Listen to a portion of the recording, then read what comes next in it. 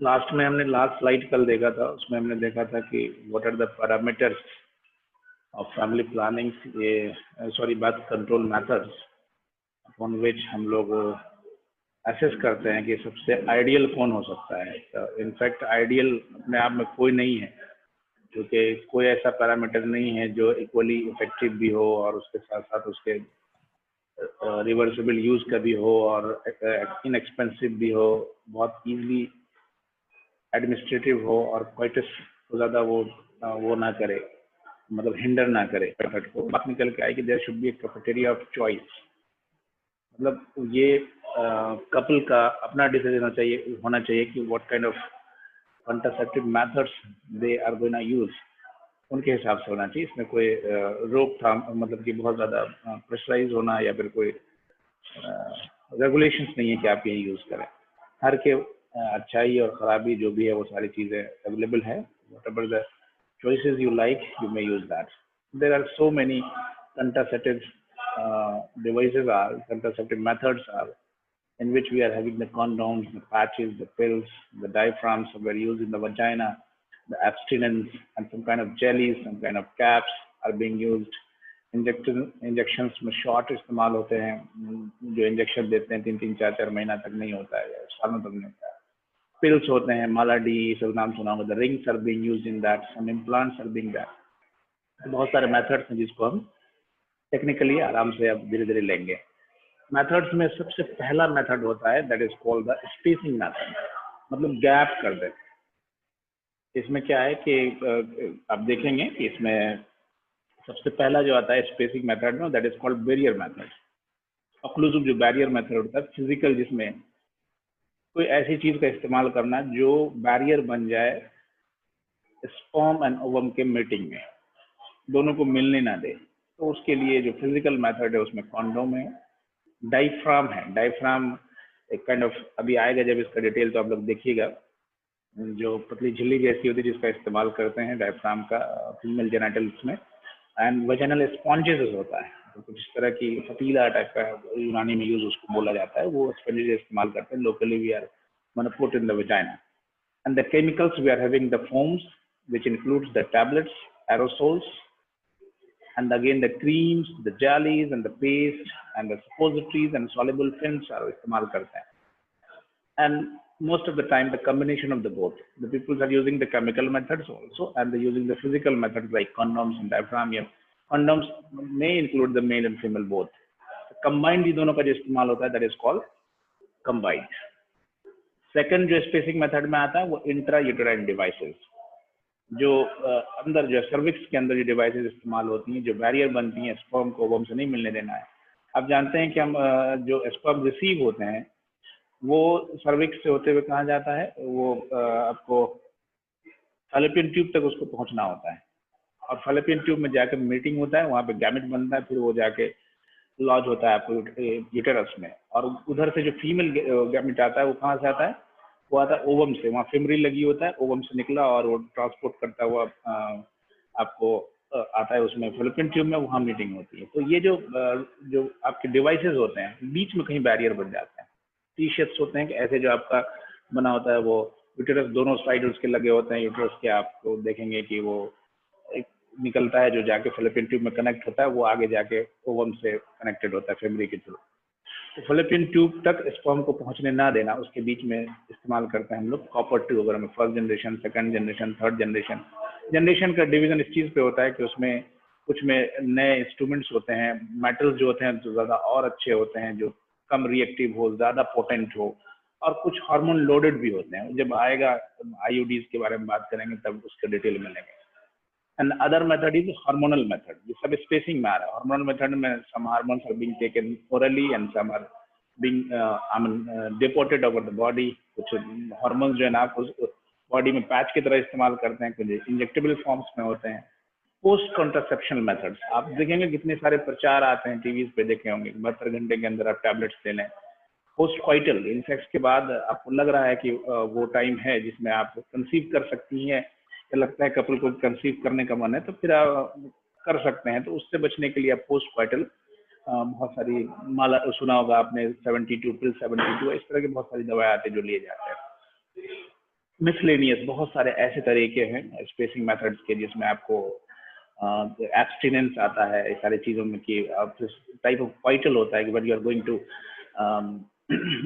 On the final stage you have to put out the things from the female organs. तो ये सब बहुत सारे मेथड्स आएंगे जिसके बारे में डिटेल्स हम पढ़ेंगे। स्पेसिंग मेथड्स में यही barrier method, intrauterine devices, hormonal methods, post-conception method, and some miscellaneous will be discussed in the next details. And the second method is terminal method. You have to remember that there is only two methods: the spacing methods, which include all these things: barriers, physical, chemical, combined, IODs, hormonals, post-conceptional, and some natural methods. And the second is the terminal methods. Spacing मतलब gap कर देंगे, लेकिन वो gap कभी भी हटा सकते हैं। इन चीजों को जैसे स्पेसिंग मेथड में यूज होने वाली चीजों को विड्रॉ करेंगे आप, फिर से आप कंसीव करने की पावर रखते हैं। लेकिन टर्मिनल मेथड में ऐसा नहीं होता है। Whether it is male sterilization या फीमेल स्टरलाइजेशन, इन दोनों कंडीशन में एक बार जब टर्मिनल मेथड आपने कर लिया, एक बार आपने इस मेथड को यूज किया, तो फिर रिवर्सल नहीं होता है। यानी दोबारा जो आप चाहेंगे कि फिर बेबी हो जाए तो वो नहीं होगा। इसलिए इसको दो मेथड में डिवाइड किया गया। इससे डिटेल आगे हम धीरे धीरे लेंगे, ठीक है। अब एक सवाल आता है कि कैसे चूज करते हैं एक कपल जो है ना, किस तरह से कंट्रासेप्टिव मेथड चूज करता है। Let's have some questions and some like how do you choose, किस पे चूज करते हैं आप? नॉलेज पे, यूज पे, मतलब उस कंट्रासेप्टिव डिवाइसेस को या जितने भी अवेलेबल मैरिड कंट्रासेप्टिव डिवाइसेस हैं उसमें आपको क्या नॉलेज आप उसके बारे में रखते हैं, और काइंड ऑफ आई मीन की contraceptive devices you are gonna choose. दूसरे उसके यूजेस क्या है, यूज मतलब आप कैसे कर सकते हैं, कहीं आपको किसी की जरूरत तो नहीं पड़ रही है, आई मीन के मेडिकल सुपरविजन की जरूरत तो नहीं पड़ रही है, या फिर खुद से कर ले पा रहे हैं। सोर्सेज क्या है, कहाँ से आप उन चीज को लेते हैं। अब गरीबों में या फिर उस एरिया में देखिएगा जहाँ पे बहुत अवेयरनेस है, या वो एरिया जो बहुत सुदूर गांव में, वहाँ पे हॉस्पिटल्स में अवेलेबल होते हैं, वहाँ से लोग ले लेते हैं। जो वेल टू डू लोग हैं वो ओवर द काउंटर ड्रग्स जहाँ मिलती हैं वहाँ से ले लेते हैं। तो ये सारी चीज़ें उस पर डिपेंड करती हैं कि आप किस तरह से, क्या कॉन्ट्रासेप्टिव मेथड्स के लिए आपके पास सोर्स ऑफ नॉलेज है, किस तरह से आप इस्तेमाल करते हैं, कौन सा आप चूज कर सकते हैं, कहाँ से आप लेते हैं। और एक होता है inform choices and follow up, कि जैसे पीछे मैंने बात किया कि there should be a cafeteria of choice. ये कपल का डिसीजन होना चाहिए कि वो क्या, कौन सा सोर्स या कौन सा फॉर्म्स ऑफ कॉन्ट्रासेप्टिव यूज करे, ठीक है। और फिर वो इस्तेमाल के बाद अगर मेडिकल सुपरविजन, जैसे आईओडीज लगाते हैं, तो you have to go for the follow up. बताना है डॉक्टर्स को कि इसके इस्तेमाल के बाद जो सबसे ज़्यादा जो कॉमन साइड इफेक्ट है वो ब्लीडिंग है, उसको अगर इस तरह की चीज़ें आती हैं उसको बताना भी है। इस पर भी डिपेंड करना है। ये unmet need of family planning है, मतलब अगर आप इसको इस्तेमाल नहीं करते हैं तो आप अपने जो पॉपुलेशन ब्लास्ट है उसको रोक नहीं सकते हैं। और उसकी क्या क्या दिक्कतें हैं ये आप देख चुके हैं कि अगर फैमिली में ज़्यादा अनवांटेड या स्पेसिंग कम हो या ज़्यादा बच्चे हो जाए तो उसके किस तरह से इम्पैक्ट हो सकते हैं इकोनॉमी पे, या फिर आपके फैमिली के स्ट्रक्चर पे, या फिर मेंटल स्टेटस पे। ये सारी चीज़ें आप देख सकते हैं। Family planning message in the media, अब इस पे ये है कि जो फैमिली प्लानिंग के प्लान्स हम लोग अपनाते हैं, या एक जनरल कपल फैमिली प्लानिंग के जो प्लान्स बनाते हैं कि हमें कौन सा मेथड्स यूज करना चाहिए, जनरली किस पे डिपेंड करता है। अर्बन एरिया में जो है वो ज़्यादातर 72% लोग जो है ना मीडिया से, उस 72 में 62% जो सिर्फ और सिर्फ टीवी के थ्रू इन्फॉर्मेशन ले रहे हैं। इसको जानना इसलिए भी ज़रूरी है कि अगर कोई प्लान हमको इम्प्लीमेंट करना है पब्लिक में, तो उन रिसोर्सेज को हम लोग को इस्तेमाल करना है। जैसे हमने पीछे पढ़ा था क्या, प्रोपगेशन के जो आईईसी पढ़ा था, इंफॉर्मेशन एजुकेशन एंड कम्युनिकेशन, उसमें देखा था किस तरह के मीन्स हम लोग इस्तेमाल करते हैं, जिसमें पेपर्स था, जिसमें आपको मीडिया के रिसोर्सेज थे, या फिर नुक्कड़ नाटक करते थे, या फिर आप कॉमन जो पब्लिक साइट्स है उसका इस्तेमाल करते थे। तो आप एक डाटा के हिसाब से इंडिया में जो वो अर्बन एरिया में, गांव के नहीं बात हो रही, शहरी एरिया में 72% लोग मीडिया से जानते हैं इनके बारे में कि नया कोई आया है या फिर किस तरह इस्तेमाल करते हैं, क्या उसके प्रिकॉशंस हैं, जिसमें 62% टीवी के लिए। और रूरल में यही कम हो जाता है, 36% कोई भी मीडिया और 16% टीवी के थ्रू ये लोग जानते हैं इसके बारे में। नॉलेज बहुत जरूरी, ताकि आप जब इम्प्लीमेंट करें प्रोग्राम्स को तो आपको पता होना चाहिए कि टारगेट ऑर्गन्स, जो टारगेट एरियाज हैं, उनको किस तरह से हम लोग ये सारी चीज़ें डाटा और उसके बाद साथ साथ उसके जो इन्फॉर्मेशन हम किस तरह उनको पहुंचा सकते हैं। डिसीजन होता है आपका, वेदर इट इज हार्मोनल या नॉन हार्मोनल या बोथ इस्तेमाल करें। कुछ कपल्स होते हैं जो दोनों इस्तेमाल करते हैं श्योरिटी के लिए कि 100% श्योर कोई भी नहीं है, तो ये 100% डिपेंड करता है कि उनका खुद का अपना डिसीजन होना चाहिए। फर्स्ट जो सबसे होता है वो होता है आपको नॉन हार्मोनल मेथड में कॉन्डम्स इस्तेमाल होते हैं। ये दोनों तरह के आते हैं कॉन्डम्स, मेल एंड फीमेल दोनों कॉन्डम्स इस्तेमाल होते हैं। डिफरेंट टाइप्स ऑफ वैरायटीज इसमें आने लगी है, तो varieties to mate with the pleasure, mate with the efficacy of that. अभी जो नए कॉन्डम्स कुछ आ रहे हैं उसमें ये एश्योर किया जाता है कि वो इम्प्रेग्नेटेड विद केमिकल्स हो या हार्मोन्स या फिर लुब्रिकेशन, इस तरह की चीजें उसमें जो है ना उस पर लगे हुए हों, तो ताकि थोड़ा सा वो जो उसके ऊपर केमिकल्स लगाते हैं वो अपने आप में स्पर्मिसाइडल होते हैं। ठीक है, तो इस तरह के कॉन्डम्स भी इस्तेमाल हो रहे हैं। और आपने जो बेसिक वे में देखा होगा निरोध जो भारत सरकार उसको करती है, बहुत ज्यादा सोफिस्टिकेटेड वे में वो आ रही है, तो डिफरेंट वेराइटीज आर देयर। तो उसका कॉन्डम्स के बारे में कहा जाता है कि ये सबसे ज्यादा इनएक्सपेंसिव, सस्ता, इजिली अवेलेबल, इजिली एडमिनिस्ट्रेटेबल, यानी बहुत इसमें कोई सुपरविजन की जरूरत नहीं पड़ती है, मेडिकल डॉक्टर या नर्सेस की जरूरत नहीं पड़ती है। और इसके बारे में सबसे अच्छी बात यह है कि इसका जो एफिकेसी रेट है, अगर सही से आप इसको इस्तेमाल करते हैं तो एफिकेसी रेट इसका, अच्छी क्वालिटी का इस्तेमाल, efficacy rate rest of the जितने बैरियर्स उससे ज्यादा होता है। इसकी और ज्यादा डिटेल हम लोग प्रैक्टिकल में ले लेंगे, बिग जस्ट ओवरव्यू आप ले लीजिए। एब्सटिनेंस होता है, ये भी एब्सटिनेंस के बारे में कहता है, वो ये कॉन्डम से भी ज्यादा आई मीन इफेक्टिव होता है इसमें, कि 100% इफेक्टिव होता है। इसका मतलब होता है कि जब आप सेक्स ही जो नहीं करते, जो लोग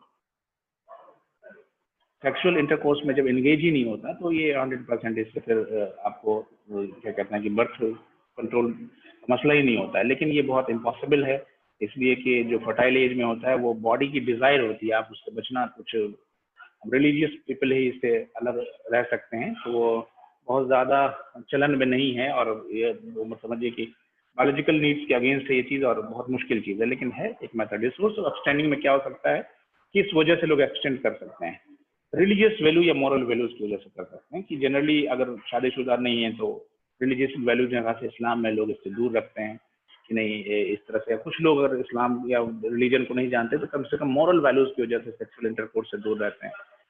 पर्सनल बिलीफ हो सकते हैं कुछ लोगों की कि कोई भी वजह हो सकती है कि हमें शादी से पहले नहीं करना है। आपको जान के हैरानी होगी कि अमेरिका जैसी कंट्रीज में बहुत सारे बड़े लेवल पे ये अब कंपेन चल रहा है, there no sex before the marriage.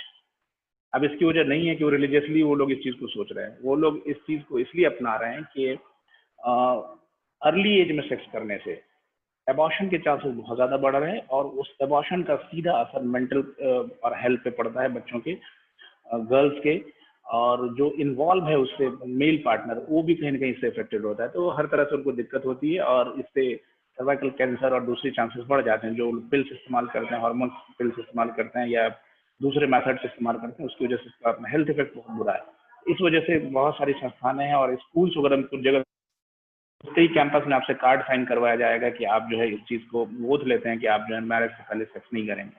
तो these are the things are being in tradition in American and western countries also. Medical reason हो सकते हैं कि आप हेल्दी नहीं है या अर्ली एज में है या फिर अभी तैयार रहे इन चीज़ों को लेके, तो हो सकता है कि कंसीव कर जाए बच्चियाँ, या फिर कोई सपोर्ट नहीं मिलने वाला है। इन सब वजह से भी लोग एब्सटिनेंस करते हैं।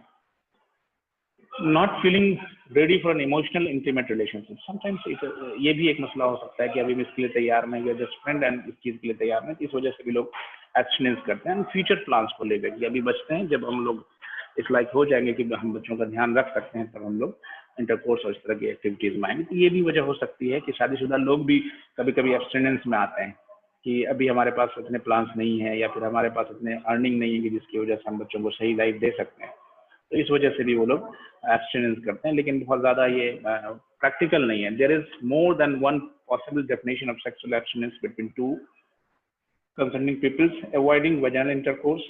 Sometimes abstinence means you are intimating with your partners but you are not having the vaginal sex intercourse या penis vagina involved नहीं होता. Avoiding oral, sometimes the things are being practices some unnatural thing according to the Islam and some religious value but are in practice. Oral sex are being anal intercourse are being in practices. Avoiding genital contact, sometimes abstinence का मतलब होता है कि सब बाकी the foreplays and things are being done but you are going to avoid the genital contact. ये हमेशा के लिए एब्सटिनेंस आप नहीं कर पाते हैं अगर फर्टाइल एज में है तो, लेकिन मेडिकली ये पॉसिबल है, लोग करते हैं इससे बचने के लिए। कुछ मेडिकल वैल्यूज हो सकते हैं, कुछ एथिक्स हो सकते हैं, और भी चीज़ें इसमें इन्वॉल्व हो जाती हैं। नॉन हार्मोनल बैरियर्स में एक डायफ्राम आता है। पहले कॉन्डम देख लिया आपने, डायफ्राम होता है। डायफ्राम जो है वजाना में फिक्स किया जाता है, और ये जिसकी वजह से जो ये क्या करता है कि स्पर्म को कलेक्ट कर लेता है और आगे स्प्रेड आउट नहीं होने देता है, ताकि मीटिंग ना हो जाके आपको। तो इसलिए ये फीमेल्स इस्तेमाल करती हैं इसको। एंड थर्ड थिंग, इसके बाद एक फीमेल कॉन्डम भी आता है, जो थोड़ा सा कंपेरेटिवली जो मेल कॉन्डम है उसके कंपेरेटिवली डिफरेंट होता है। जो प्रैक्टिकल में हम लोग देखेंगे उसके शेप्स आपको दिखाएंगे। Cervical caps are being use. Cervical cap में ये होता है, दोनों में फर्क ये होता है कि सर्वाइकल कैप थोड़ा सा डीप होता है, जो इसकी लाइनिंग्स होती हैं वो थोड़ा सा मोटी और हैवी होती हैं। ये भी इस्तेमाल होता है कि सर्विक्स पे लगा देते हैं इसको। तो ये दोनों सारी चीज़ें, और ये सिर्फ फिजिकल बैरियर नहीं होता है। अब जो नए वाले आ रहे हैं इसमें जो क्या करते हैं कि बहुत सारे केमिकल जो स्पर्मिसाइडल्स होते हैं उसको भी इस पे लगाया जाता है, और इसकी वजह से ये स्पर्म को किल भी करता है। और दूसरे फिजिकल बैरियर के तौर पे भी देखिए स्पर्मिसाइड्स जो जेल्स हैं, जेलीज वगैरह आपको लेफ्ट में दिखा रहा है। And the most important and सबसे ज़्यादा इस्तेमाल होने वाला जो फर्स्ट एक प्रेगनेंसी के बाद दूसरे में जो मल्टीपैरा वगैरह में भी लोग इस्तेमाल करते हैं, ये कॉपर आयोडीज होते हैं। टी शेप का होता है ये, और इसी को इंटरनेट डिवाइसेस बोलते हैं। और इसकी जब अब हिस्ट्री पढ़ेंगे तो डिफरेंट टाइप ऑफ लिपी लूप से लेके बहुत आगे तक, फोर्थ थर्ड जनरेशन तक अब तो इसका आ गया है मामला। तो different type of shapes, different types of numbers, यानी आईओडी 230 या इस तरह से नाम आएगा, टी 281, 320। तो वो नंबर्स डिपेंड करता है कि ये देखिए जो बॉडी पे से कॉपर जो वायर लपेटा हुआ है ना, इसकी जो डायमीटर्स होते हैं वो डिपेंड करता है उसके नंबर से। तो जब डिटेल में इंशाल्लाह प्रैक्टिकल में लेंगे तो उसको बात करेंगे हम लोग। एंड एब्सटिनेंस आपने देख लिया, पीरियड एब्सटिनेंस, फर्टिलिटी अवेयरनेस, ये सब बात हो चुकी है। विड्रॉल एंड क्वाइटस इंटरप्टस, ये एक मेथड होता है जिसमें आप सेक्स कर रहे होते हैं लेकिन बिफोर एजैकुलेशन आप बाहर निकल जाते हैं। तो इस कंडीशंस में जो वजनल सेक्स होता है उसमें आप पेरिस को बाहर निकाल लेते हैं, क्वाइटस इंटरप्टस कहलाता है ये। हार्मोनल्स में डिफरेंट वेज आप, पिल्स होता है जो बहुत आम है, जिसमें गवर्नमेंट भी सप्लाई होती है, माला डी, माला एन देख सकते हैं, या पोस्ट क्वार्टल पिल्स होती हैं, उसको भी इस्तेमाल करते हैं। इमरजेंसी पिल्स होती हैं, वो जो पोस्ट क्वार्टल जनरली होता है कि 72 घंटे के अंदर आप ले लें, 48 घंटे के अंदर ले लें, तो वो इस्तेमाल में है। Different types of pills market में आते हैं। पैचेज आते हैं कुछ, जो ये हार्मोन लोडेड पैचेज होते हैं बॉडी में कहीं भी, इसको जो है वो इम्प्लांट कर देते हैं। धीरे धीरे ये स्लो रिलीजिंग इससे हार्मोन्स होते हैं जो ब्लड सर्कुलेशन में जाके फिर ये इफेक्ट करते हैं। उसके बाद इंजेक्शन कुछ आते हैं कि इवन कि 3 महीना से 2 से 3 साल तक ये प्रोटेक्शन देता है।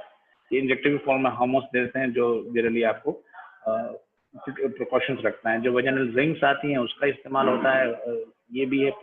प्रोजेस्टेरोन आयोडीज आती हैं जो अभी हमने बात करी इसको, कि इसमें ऑलरेडी प्रोजेस्टेरोन लोडेड होता है। हार्मोनल लोडेड जो थर्ड फोर्थ जनरेशन में आता है वो हो गया। इम्प्लामेंटल डिवाइसेज होते हैं, ये आपके सबक्यूटेनियसली इसको इम्प्लांट कर देते हैं बॉडी में, फिर धीरे धीरे हार्मोन रिलीज करते हैं ये। और ये वही केमिकल मेथड्स एंड फिजिकल दोनों का मिक्सचर है, इसमें ले सकते हैं आप। इसके जो एडवांटेज होते हैं नॉन हार्मोनल बैरियर मेथड्स के इसमें हार्मोन नहीं होता है जनरली, हार्मोनल लोडेड भी हो सकते हैं, इसमें हार्मोन नहीं होता है, इसलिए इसका बहुत कम या लगभग नहीं के बराबर इसका कॉन्ट्राइंडिकेशंस होते हैं, यानी किसी को भी आप दे सकते हैं। और एसटीडीज होता है, सेक्सुअल ट्रांसमिटेड डिजीज, उसको ये रोक सकता है। ठीक है, खास के जो आप कॉन्डम्स यूज कर रहे हैं या फिर आप मेल या फीमेल कॉन्डम्स यूज कर रहे हैं, ये स्टडीज को रोकने में बहुत अच्छे होते हैं। डिसएडवांटेजेस में इसका होगा कि ये इवेंट बेस्ड होते हैं, मतलब कि एक हर बार क्वार्टल या फिर जो भी आप इंटरकोर्स करने जा रहे हैं उससे पहले आपको हर बार लेना पड़ेगा। ऐसा नहीं कि एक बार आपने लगा लिया तो बार बार आप उससे जो है बचे रहेंगे। कम कुछ चीज़ों में जैसे आयोडीज हो गया, इसमें आप डॉक्टर्स की जरूरत पड़ेगी, मतलब कि उसमें आपको उनकी सुपरविजन लेना पड़ेगा या नर्सेज से थोड़ा मदद करके आयोडीज के इम्प्लांट में आपको नर्सेज की मदद लेनी पड़ेगी। और बैरियर मेथड्स में जो फिर से रिपीट हो रहा है,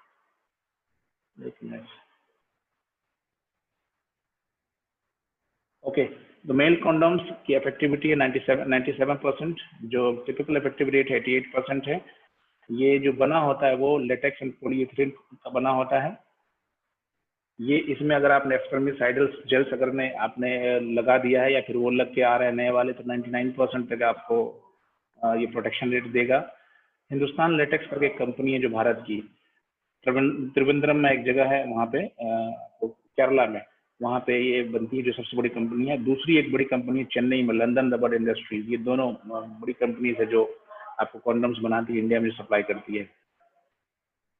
हाउ टू यूज, सबसे पहले आपको इसमें देखना है कि इस्तेमाल के जो तरीके हैं उसमें श्योरिटी होनी चाहिए आपको कि इस्तेमाल जो कर रहे होते हैं उसका उसी में फेल्योर रेट छुपा होता है, कि अगर सही से आप उसको यूज़ नहीं कर पा रहे हैं तो फेल्योर हो सकते हैं। कि पैक चेक कीजिए, कहीं पे वो लीकेज ना हो, वो एक्सपायरेशन डेट नहीं हो। ये पैकेज जो आप देख रहे हैं उसमें कभी भी टिप से या फिर शार्प ऑब्जेक्ट से उसको ओपन नहीं करना है, जिससे बहुत बारीक होता है, पॉलीयूथेन होता है जो कट सकता है।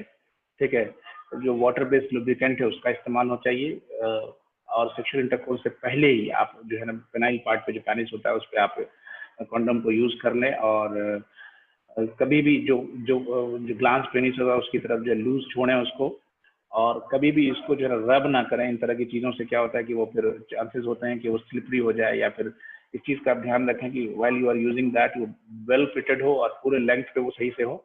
अदरवाइज नहीं तो दिक्कत हो जाएगी कि आप कहीं भी बीच में अगर वो फेल्योर हो जाए या फट जाए या खुल जाए तो उसके बाद फिर चांसेस ऑफ बढ़ जाता है। और एक सबसे बड़ी चीज़ होती है कि आजकल जितने भी सीवर सिस्टम है उसमें बड़ी दिक्कत आ रही है कि पॉलिथीन ये फटता नहीं, गलता नहीं है। इसकी वजह से क्या होता है कि चोकिंग करता है पूरे सीवर सिस्टम में। तो whenever you are using that, आप इसको इस्तेमाल कर रहे हैं उसके बाद अब फेंकें तो उसको आप उसमें फ्लश नहीं करें, उससे दिक्कत हो सकती है।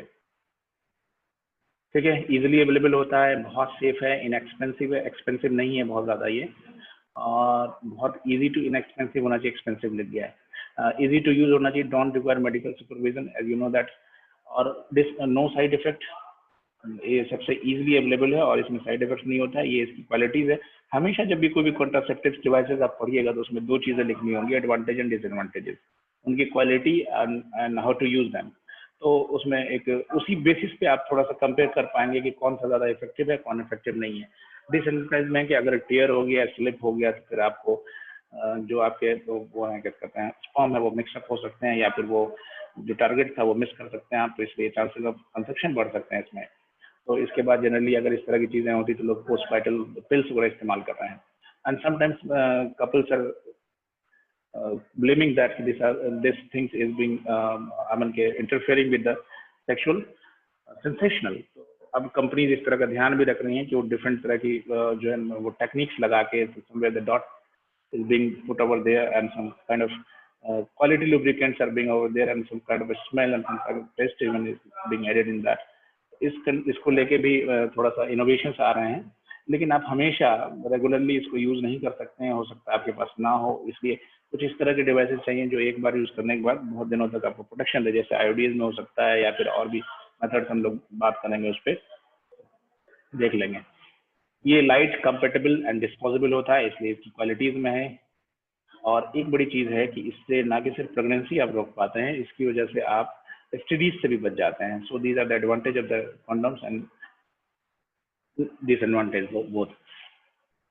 Condition of family planning.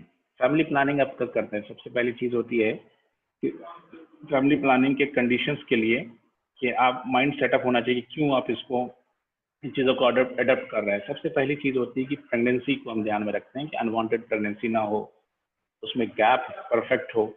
सिर्फ यही नहीं कि बच्चे कम हो, बच्चों के बीच का गैप भी सही हो। अदरवाइज नहीं तो जो बॉडी होती है फीमेल की, उसके बाद उसके जो इरिवर्सिबल डैमेजेस होते हैं उनके बॉडी को, उसको रोकने के लिए जरूरी होता है। प्रेगनेंसी सबसे पहला मामला होता है। दूसरा है लैक्टेशन, कि आप ये कंडीशन है लैक्टेशन का कि मदर जब लैक्टेट कर रही होती हैं तो उस कंडीशन में एक नेचुरल जो है वो बॉडी इसके लिए तैयार नहीं होती कि वो कंसीव कर लें। तो और इसका एक दूसरा इफेक्ट ये है कि लैक्टेशन के दौरान आप ध्यान भी रखें कि शुरू के 6 महीना 7-8 महीना तो बहुत इम्पॉसिबल होता है कंसीव करना, लेकिन ये ध्यान भी रखना हो कि कम से कम जो मेडिकली है 2 साल तो ध्यान ही रखना है। अगर आप 2 साल ध्यान नहीं रखेंगे तो फिर अगर जल्दी जल्दी प्रेगनेंसी हो गई तो उनके बॉडी पे उतना कोप अप नहीं कर पाएंगी और मेडिकल कंडीशन और बुरी हो जाएगी।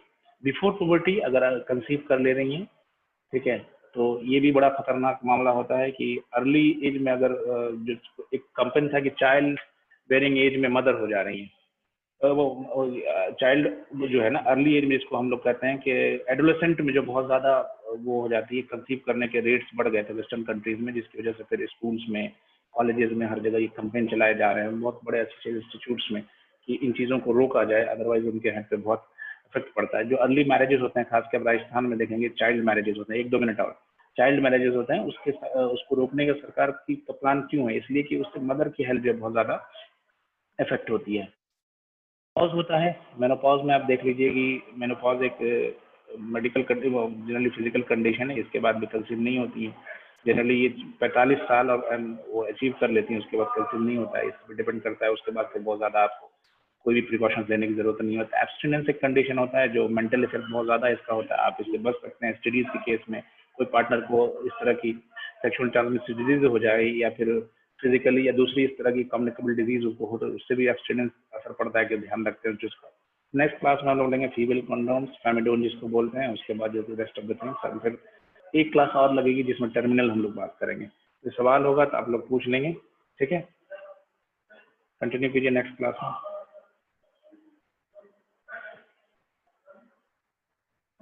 व्हाट्सएप से पूछ सकते हैं, जैसे भी चाहे नेक्स्ट क्लास में पूछ लेंगे आप लोग।